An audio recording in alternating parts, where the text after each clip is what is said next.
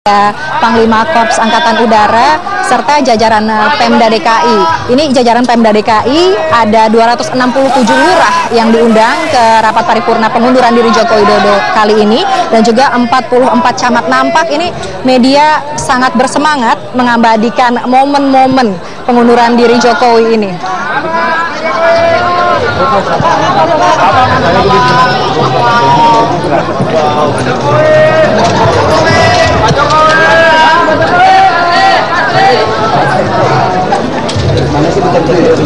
Dan tentu saja selain rapat paripurna pada hari ini, hari Senin nanti akan menjadi hari yang penting karena hari Senin ini akan digelar rapat putusan oleh DPRD DKI Jakarta. Yakni rapat paripurna dengan agenda mendengarkan pandangan fraksi terkait pengunduran diri Joko Widodo ini dan juga akan ada pengambilan keputusan.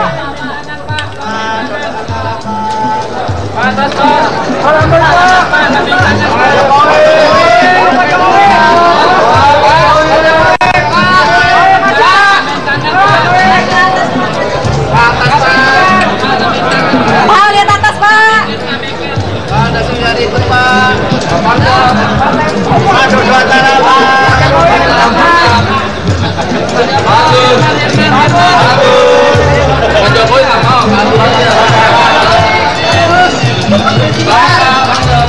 Sorry.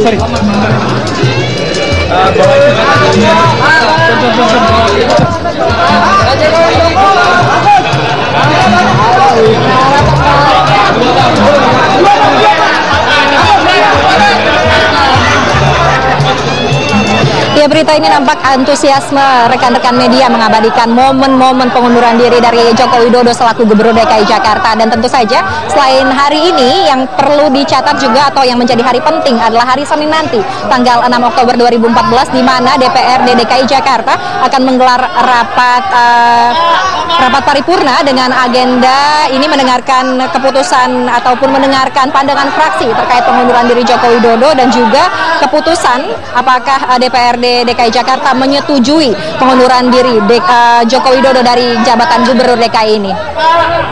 Rita. Ya, Rosalin, sebelumnya kami mendengar bahwa ada rencana 4 ketua fraksi, yaitu fraksi Gerindra, Golkar, PKS dan juga P3 yang tidak akan menghadiri sidang paripurna dengan agenda pengunduran diri Jokowi ini. Apakah kali ini mereka hadir?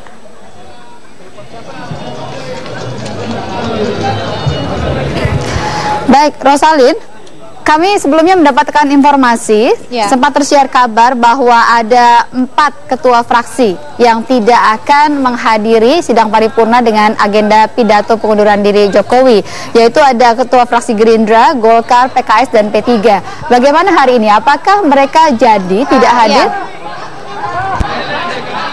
Ya, Prita, ini bukan mereka tidak hadir ke rapat yang kali ini, tapi ini saya clearkan sedikit, Prita. Ini adalah kejadian yang terjadi pada hari Selasa lalu di mana ada rapat dengar pendapat dari fraksi dan keempat orang pimpinan dari 4 partai yang Anda sebutkan tadi ini memang tidak datang, tapi pada saat hari ini, pada saat paripurna pengunduran diri Joko Widodo ini mereka semua datang, ke 109 anggota DPRD DKI Jakarta ini datang dan jadi yang menjadi pentingnya ini nanti adalah hari Selasa, karena di hari Selasa ini akan didengarkan pendapat dari setiap fraksi. Dan tadi terkait ketidakdatangan atau ketidakhadiran 4 wakil fraksi yang Anda sebutkan tadi ini karena pada saat itu atau pada hari Selasa lalu ini belum dibentuk fraksi di DPRD DKI Jakarta. Dan kalau sekarang ini semua lengkap datang menyaksikan pidato pengunduran diri dari Joko Widodo. Rita.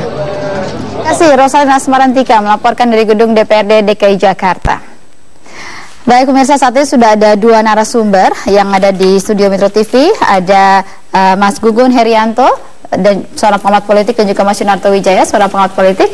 Ya. Nah, tadi dikatakan bahwa pandangan fraksi baru akan dilakukan tanggal 6. Begitu, ini cukup mengundang pertanyaan. Kenapa tidak sekalian saja hari ini ketika semuanya berkumpul? Anda melihatnya apakah kemungkinan ada suatu pergerakan-pergerakan lain yang berusaha untuk menjegal Jokowi begitu? Tidaklah, menurut saya memang ini tahapan, dan malah ini kan menunjukkan bahwa bahwa tahapan-tahapan yang cukup hari ini formalitas penyampaian surat pengunduran diri melalui pidato, lalu kemudian juga ada tahapan untuk mendengarkan pandangan fraksi saja sebetulnya ya. Ini kan menunjukkan bahwa sebetulnya ini formalitas ketika seorang gubernur memang bisa mengundurkan diri, lah walaupun kemudian misalnya dalam pandangan ada keberatan-keberatan, yang harus dimengerti adalah keberatan itu tidak kemudian secara legal itu bisa membatalkan pengunduran diri. Apalagi kalau ada yang berimajinasi bahwa ini kemudian bisa membuat Jokowi gagal atau batal menjadi presiden. Yang sebetulnya harus dilihat adalah dari statement, tadi saya juga sudah sempat sebutkan, hampir semua fraksi menyatakan menerima. Artinya tidak ada celah juga untuk bisa menghambat. Dari PKS sudah menyatakan seperti itu, dari PAN sudah menyatakan seperti itu. Kalau ada pernyataan dari Pak M. Taufik, ya saya hanya melihat biar bagaimanapun ada turunan dari pertarungan Pilpres antara kedua kubu koalisi, tidak jauh berbeda dengan pertarungan yang apa yang terjadi di DPR. Lalu kenapa ketika kemudian sebetulnya tidak bisa berpengaruh secara legal formal tetap diutarakan secara keras? Ya menurut saya ini permainan politik panggung depan. Ketika ada upaya, ketika ada sebuah pernyataan yang menyatakan bahwa ada yang harus dikritik dari proses apapun yang berkaitan dengan Jokowi, termasuk dalam pengunduran dirinya, ini kan upaya delegitimasi. Walaupun harus dimengerti juga, upaya-upaya delegitimasi ini kadangkala itu biasa malah bisa jadi efek bumerang buat orang yang melakukan itu, termasuk Pak M. Taufik menurut saya. Ya, Mas Gugun, Anda menilai juga sama seperti itu? Ya, sama persis. Jadi ini hanya semacam prosedural ya, bahwa prosedur setelah pidato tadi Pak Jokowi untuk meminta pengunduran diri, itu memang proses selanjutnya adalah pandangan fraksi. Jadi itu sesuatu hal yang sebetulnya biasa saja. Artinya secara prosedur memang begitu, pidato, kemudian nanti ada jeda waktu untuk taruhlah praksi ya, mempertimbangkan segala macam, kemudian mereka memberikan pandangan. Tapi sebetulnya pandangan-pandangan praksi sebenarnya menurut saya yakin bahwa sudah ada sebetulnya, hanya tinggal momentumnya difasilitasi lewat satu persidangan, dan sidang itu kan hanya formalitas. Lagi-lagi saya katakan hanya formalitas saja. Kalau tadi pandangan praksi dikatakan bahwa sebenarnya tidak akan berpengaruh apapun untuk menjegal Jokowi begitu untuk maju sebagai presiden Indonesia.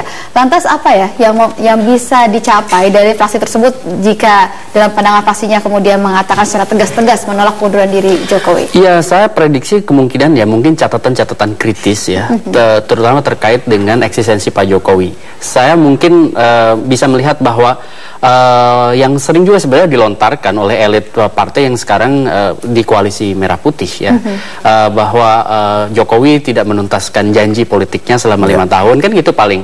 Kemudian catatan itu terus diulang lagi besok ya, di pandangan praksi ya, sekedar seperti itu. Jadi ini merupakan bagian dari tadi dalam konteks impresi ya, kesan publik nanti, kesan publik untuk bahwa ini adalah bagian dari suatu hal yang memang harus juga dalam konteks opini publik harus dimanage, dan salah satu manage isu ya, terutama untuk mendelegitimasi tadi saya setuju, ini kan akan juga diutarakan dalam konteks misalnya tadi front stage ya, panggung depan. Tetapi saya lebih dari itu ya, bahwa ini kan bagian dari catatan yang mereka akan sodorkan juga ke publik, dan biasanya berpengaruh pada dua hal, satu persepsi, dua tindakan. Nah, persepsi adalah bagaimana memenuhi tentu persepsi publik terkait dengan catatan kritis terhadap Jokowi. Kemudian tindakan tentu akan semakin menyolidkan tentu ya kelompok-kelompok yang berada di luar Jokowi. Dalam konteks ini adalah KMP, dan tentu juga dalam konteks impresi itu ke bawah ya, artinya ke masyarakat. Polarisasi kan sudah dengan sendirinya memang terbentuk sejak Pilpres, dan terlebih pada saat KMP itu sekarang punya momentum jangka panjang, power sharing dengan sekian instrumen regulasi yang mereka kemudian pegang sekarang, seperti undang-undang pilkada ya, undang-undang pilkada, kemudian MD3 yang sekarang juga dia sudah kuasai pimpinan dewan. Kemudian besok-besok tentu akan semakin banyak regulasi yang dipertarungkan di DPR, dan saya pikir salah satunya sekarang adalah juga momentum-momentum seperti ini lagi-lagi ini hanya kembang-kembang sebetulnya dari proses pertarungan itu. Jadi akan tetap ada amunisi yang dikeluarkan oleh kelompok Merah Putih ya. Tapi nanti kita akan bahas tadi, kalau tadi Jokowi sudah sudah cukup aman melenggang ke kursi presiden, begitu ya. Tapi bagaimana dengan berikutnya? Begitu ya, kita akan bahas lebih lanjut dalam Breaking News Metro TV. Kami akan kembali untuk Anda.